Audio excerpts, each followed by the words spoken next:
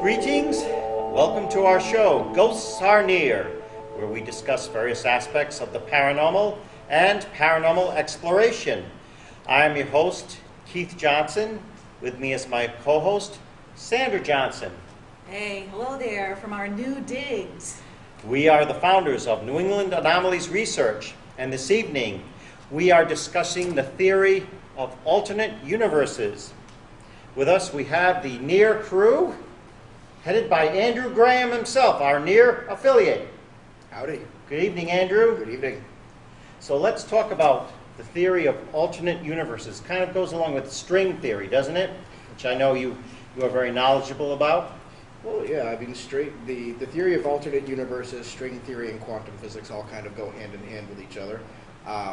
When you're dealing with something like string theory, the theory is that there's no physical matter in our universe. There's nothing is actually solid. And so the traditional belief of the solid matter is that you have atoms, you have something like a solid nucleus, and you have rings of protons and electrons around them.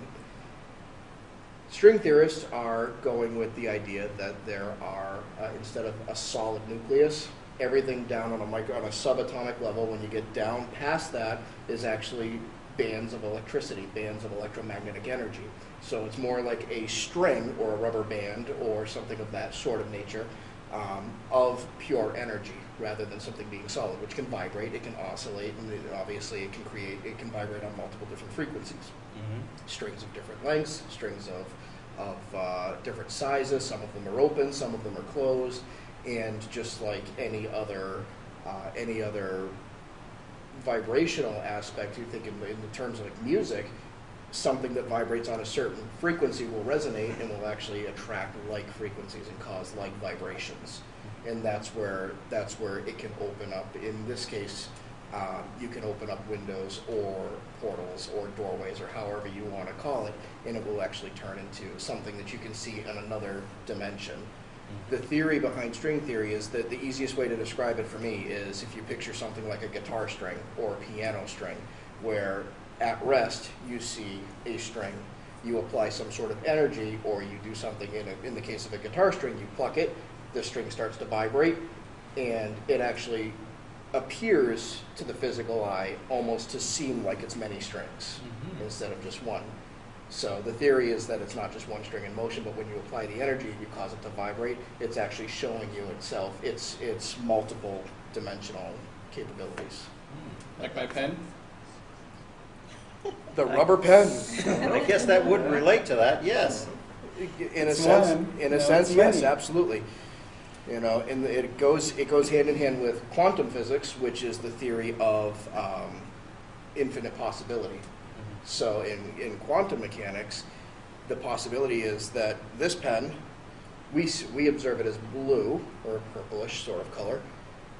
In the quantum field, if I were to cover the pen up, if nobody has seen it yet, it's actually existing in every possible color until we observe it. We create the reality of what it is by our observation. I suppose the next question is, how could quantum physics or string theory or the theory of alternate universes apply to paranormal research? Well, consider one theory in particular, the theory of multiple dimensions or multiple universes. In this case, the theory is that our world around us isn't completely three-dimensional. It's actually multi-dimensional. If you go quantum, it's an infinite number of dimensions. If you go M theory, it's 11. There's 11 perceived dimensions, so to speak. We can't physically see them all with our eye. Now, if you take the vibrational aspect of string theory and the multi-dimensional aspect, if you have a moment that has incredible and energetic significance, if you have something that actually creates a massive amount of energy, enough to create a massive vibration, it may actually open the doorway or window into another dimension, or another way of saying it is another space-time, so to speak. If you take if you picture a pond, so to speak, right, and you picture still water, it's nice and calm, and then you take a large boulder and you throw it into the middle of the pond, it's going to create ripples. It's going to create a vibration that's actually going to escalate, and they're going to get bigger as they go out towards all the different shores. So you actually have an energetic moment or event that causes a vibration that will eventually reach all different levels. Kinetic energy, right? Mm-hmm. Yeah. Like attracts like, and it affects like, too. Absolutely. What do you think, Sandra? Well, I was just going to ask Andrew, and I know all of our investigators have had different experiences. What experience that you have had as an investigator? I mean, you go way back there to the original days of the Atlantic Paranormal Society, so there must be something that you've experienced that you can say, you know, this applies. Not necessarily something that I've personally experienced, but if you look at experiences of paranormal investigators in general, you have a lot of people that when they see an apparition, they see period clothing, they see somebody acting in a way that would be according to a different time period or something like that. And that actually kind of goes back to the multidimensional theory and the fact that according to that theory, the past, present, and future all exist on the same plane simultaneously. So everything is occurring at the same moment, at every time. We can't see it. Our heads would probably explode if we actually could perceive something like that. But the idea is that if something is happening and you start to see somebody that appears in front of you and they're in 1800s period clothing, then you might actually be seeing them in their own dimension or time as we know it. I haven't personally had any experiences where I could say that theory applies, but recently there was a show shot here in Rhode Island on the Rhode Island Bigfoot, and my feeling on that is that is an instance where this theory could apply. Obviously, Rhode Island does not have the habitat to support something like a Bigfoot species, but if it's just passing through from dimension to dimension, if it's a transitional creature, then certainly that could validate the sightings. Yeah, absolutely. It's in Bigfoot and multiple different aspects of cryptozoology where you have these strange creatures that sometimes just appear and disappear. People can't seem to get a bead on them. They can't find them. They don't know where they're coming from. They don't know where they're going, and they catch fleeting sights of them every once in a while. That's an aspect that they would call quantum leaping, where they're actually leaping, they're actually manifesting in one dimension and then disappearing and going to other dimensions, also known as interdimensional beings, which at a recent conference I went to was actually, a medium was talking about that, and somebody brought up the element of the demonic. And she said, I don't believe in demons. She said, demons, the demonic is a Christian term. It's something that is a religious belief. Demons are a little bit more than just a Christian element in the fact that she said that they're multidimensional beings. They're not nice. They are what we consider the demonic to be, but they appear, they do their nasty thing, and then they disappear. And they can quantum leap. They can go anywhere they want to in any dimension. Well, it could be that Christians just put a label on them. Of course, absolutely. I mean, I would still use, the term demonic because they certainly fit the bill. Yeah, they do. The name demon does, essentially does come from a Christian root. However, it's a pretty encompassing term. At this point, it's not. I don't go that far into it as far as that's concerned. I would still say that they're demonic, but using the term jinn is very in vogue right now. Yeah, the jinn. Which is kind of funny because the jinn, the origin of the jinn was what became the genie. At that point, not really a demonic spirit, but something that was not nice. Inhuman. An inhuman entity. So where do you think residual hauntings fit in with that string theory? That goes back to, in my mind, the theory of the pond, so to speak, where you have an event. If you think of a residual haunting, it's usually 9 times out of 10 is going to be a very emotional event. There's going to be a very strong repercussion. There's going to be, you know, a lot of times it's some sort of act of terrorism. There's some sort of war. There's some sort of murder or suicide, whatever the case may be. Something that has an extreme amount of negative energy and an extreme amount of emotional energy to it. And it's usually something in a public place where a lot of people were there to witness or are there to witness. So if you think about that, when you're viewing something that is, so to speak, a residual type of haunting, Mm-hmm. you have the thought of, most people think, well, this is something that was recorded on a building over time. That's the traditional belief.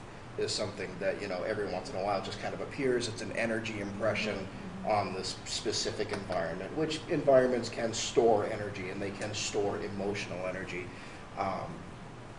My thinking is the fact that if you have an event that has that much energy applied to it and has that much emotion applied to it, it could be creating that vibrational aspect. It could be opening up a window into the dimension that is that period of time, and you could be watching that event unfold as it happens in its time, in its dimension.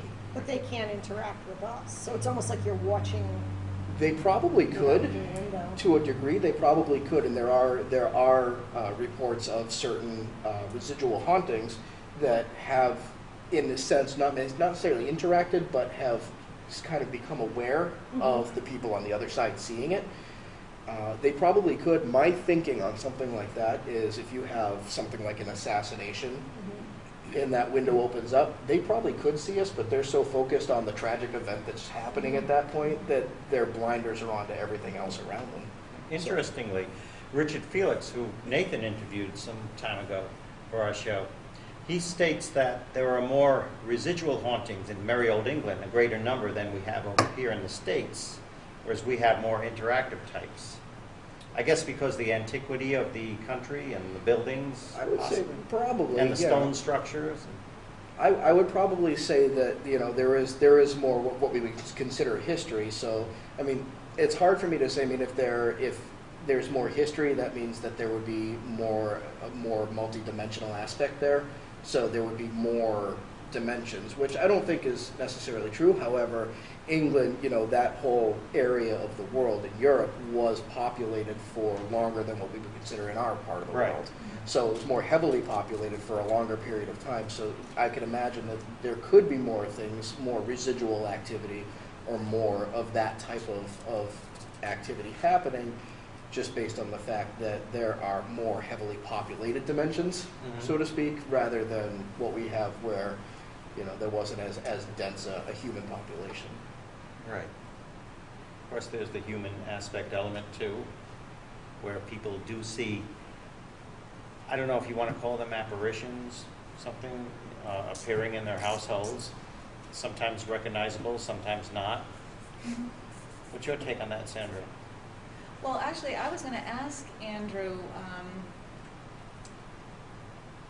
we always caution our clients about opening quote-unquote portals in their houses, and you know, we caution investigators about, you know, doing some sort of a closure whenever they do an EVP session or any kind of provocation. How would your theory fit into that? Are we able to, do you think that we are able to actually open up these portals into the other dimensions, and how would that happen? I think we do it all the time, honestly. I think we open these doorways every day. We don't always realize it, and you don't always see into these dimensions, and that's a pretty extreme circumstance when you can actually walk into a room and suddenly be in another time, that sort of experience. But people do it all the time. People do seances, they play with Ouija boards, they use tarot cards, you know, with the right amount of focus. And I think, in a sense, it's almost like a meditation, but when you meditate, you're changing your energy, you're changing the vibration that your body is what's the word I'm looking for? The frequency that your body is vibrating Yes, at. right. So you can actually, depending on what you're focusing on, if you're focusing on vibrating at a frequency to match something that's going to open you up more or open those doors more, then absolutely I think we can do it. And you could become more vulnerable too. Absolutely, yeah. Dave, you have any thoughts on that? Yeah, I was just thinking about deja vu. Yeah. To me, that seems like a portal, you know, as brief as it might be. You know, you're seeing back in a place in time where you think you've been, even though you may have never been to this place. And it happens to people on a daily basis. Yeah. You know, and I think I think that applies here as well. Absolutely. Whether it's something where you are subconsciously quantum leaping into another dimension, another part of yourself in another dimension, so to speak, because according to that theory, we exist in every single one of these dimensions. We're not just in 3 dimensions; we're actually in every single one of them. So something like deja vu, is very possibly some sort of a travel, either a quantum leap or an astral projection or something of that sort. Because a lot of people, I don't know about anybody else, but whenever I have that sense of deja vu, it always seems kind of like a dream. Yeah, exactly. Yes. One of the times you experience it, whether it be the time you go, oh my God, I've done this before, or if it's the time that before that, something seems like it's a dreamlike state. Mm-hmm. So, and a lot of people don't remember when they have deja vu if they were at rest or sleeping when they experienced that before. Did they dream it? Was it a precognition type of thing? So it may actually be some sort of a travel. That's my subject here, because I am an out-of-body traveler, and it has been my experience that we have multiple vehicles on different levels. So we're walking around with these vehicles all the time, and they can be aware of different things at different times. Just because we're awake consciously doesn't necessarily mean we're unconscious on a different level. Yep. But I did have an experience once in Scotland that I was on a tour, and I had a lucid dream one night of this place that I had never been to before, and the next day that's exactly where our tour group went. So I might have taken a trip there ahead of time. Yeah, go stake the place out. Yeah, and it was funny that I really knew my way around there and everything. So that's like sort of a deja vu experience. Do you control that, Valerie, or is it spontaneous? You do control I it? do control it, yeah. I suppose after years of experience with it. Since childhood, Wow. yeah. What do you think about that, Janine? Well, in terms of parallel universes, I always, wondered if, some people believe that there's vibrations that each one of these parallel universes give off. That anytime we experience anything from the paranormal, whether or not that vibration is somehow being picked up in our universe. Is that why recorders or film, tend to record it, whereas we might miss something, is because, just like a radio can pick up a certain frequency of a radio station, even though there's all these other radio waves out there, are the recorders able to somehow be open to more of those waves than we are as people? I think the best answer for something like that is the fact that when you have a camera or you have a recorder or some sort of piece of machinery that can catch an impression or catch a photo or can catch something that happened but we don't see it or hear it with our eyes or ears, I honestly think that's a filtration type of thing where our brains filter out the things that we are conditioned not to believe in, so to speak. So do you think other people, either mediums or things like that, are more open to that and they're picking up on those things? Or? I think in a sense, yes, they are. I think it may not even be necessarily a vibrational thing at that point. It's more of a belief, conditioning, so to speak, if they accept it. Where we're surrounded, I can comfortably say we're surrounded by entities in this room. They're everywhere. Everywhere we go, they're there. We can't see them. Well, we can see them, but we don't perceive them because our brain is just kind of switching that function off. It's actually filtering them out because we've either been conditioned over the course of years to not believe in them, or your subconscious has already started thinking, oh, it's your imagination or you're crazy. I'll allow them to stay as long as they're quiet while we take it. That's right. Exactly. I'm sorry, Janine, what were you saying? I was going to say, you're talking about N.E.A.R and how there's supposedly 11 dimensions. We know 3 of them. On the 4th one is time. Mm-hmm. But are these beings potentially existing in whatever those other 7 dimensions are? And Is that why they could potentially be all around us and we're just not able to see them because we don't exist in, well, we don't have a consciousness of those dimensions? I think so. If I'm catching your question right, I think so. Yeah, I think that they. Well, I'll even go a step further. When I think when the human body dies, we automatically become multidimensional beings. At that point, we don't We're necessarily multi-dimensional die. beings to begin with, even now. Just we lose our shell. Well, yeah, you lose your shell, and you lose all of the filters, and you lose all of the things that you're bound by. We're bound, we're in this body. We're bound by physical laws of a sort, and we can only see and hear certain frequencies. We can only move.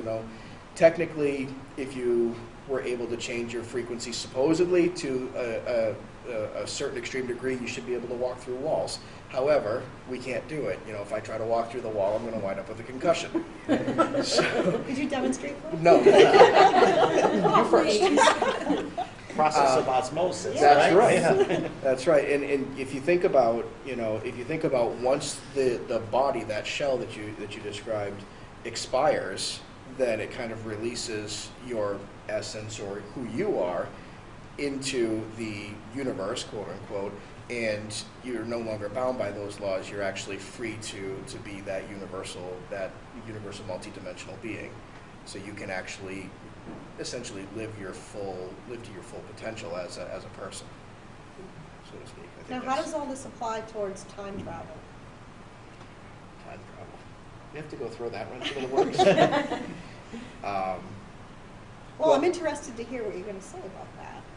I would think the thought that I've put into time travel, I would definitely think that it's somewhat possible. Time travel is one of those tricky things in that obviously there's the whole paradoxical problem. If you do find a way to time travel and you go there and change something, Right. Right. God knows what'll happen. It'll create another dimension. But I would think that time travel would be possible, and I think it's actually simpler than what a lot of physicists think about what it would be. I think that time travel is as simple as creating something that can create a vibrational frequency strong enough to open up into a certain dimension, which would be that time that you want I to used go to ask my dad about that, and he said, I can tell you it's not possible. And I said, well, why? And he said, because somebody would have already been here. That was his theory. Like, even if it was far ahead into the future, we would have seen someone from the past or the future or whatever. Right, but then there's the theory of time displacements, right? Well, that's not actually what I was going to say. I was actually going to bring up doppelgangers, Yeah, Yeah. right. because that's, I don't know if you really term that time travel per se, but I mean, people have seen their own doppelganger, and Yeah.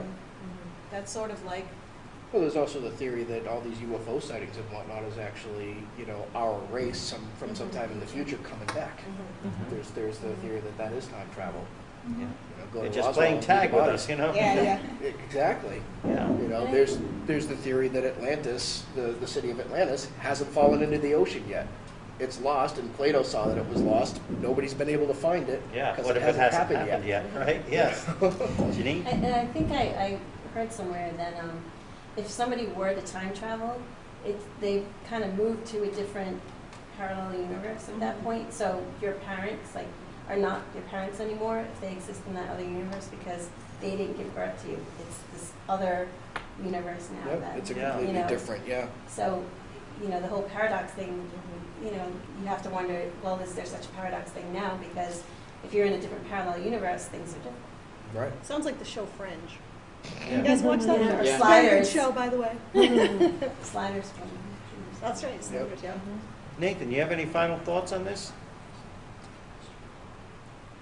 I was thinking about, I think John Safis gives an example of time travel when someone was dreaming that she was in a house, and then she went driving along somewhere with her friend. She's like, stop at this house. I Yeah. need to get out. I need to stop at this house. Right.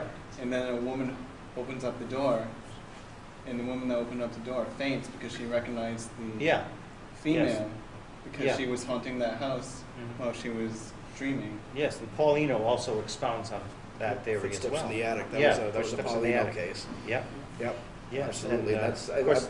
Sorry, go ahead. No, just saying. In the when we were in the Harrisville farmhouse recently, Andrea Perrin's former home, supposedly her mother had an experience like that, where she saw a dining room that didn't exist anymore, and the people looked at her, and for a moment, Carolyn Perrin was the ghost from the future haunting them.